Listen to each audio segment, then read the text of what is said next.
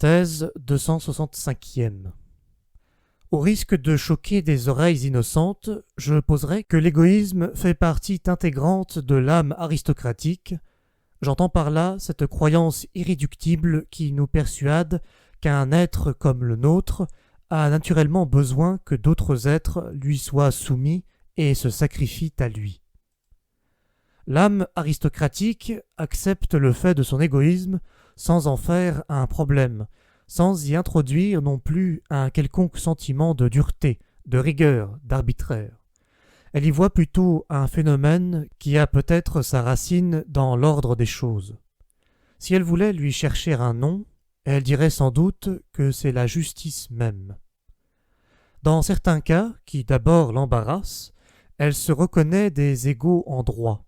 Sitôt qu'elle est au clair sur cette question de rang, elle se meut parmi ses pairs et ses égaux en droit, avec la même assurance faite de pudeur et de subtil respect que celle dont elle use dans ses rapports avec elle-même, selon une mécanique innée, la mécanique céleste à laquelle tous les astres obéissent.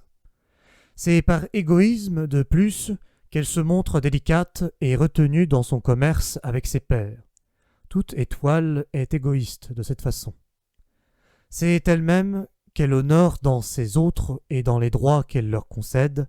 Elle ne doute pas que cet échange d'honneur et de droit ne ressortisse à l'état naturel des choses, ne constitue l'essence de tout commerce. L'âme noble donne comme elle prend, mue par l'instinct passionné et chatouilleux de réciprocité qui réside en son tréfonds.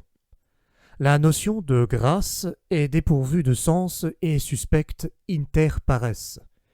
Peut-être existe-t-il une manière sublime de laisser pleuvoir sur soi les dons d'en haut et de les boire avidement comme une eau désaltérante. L'âme noble, cependant, n'est pas douée pour un tel art et une telle attitude. Son égoïsme l'en empêche.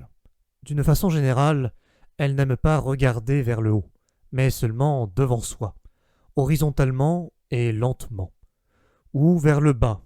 Elle se sait elle-même dans l'attitude.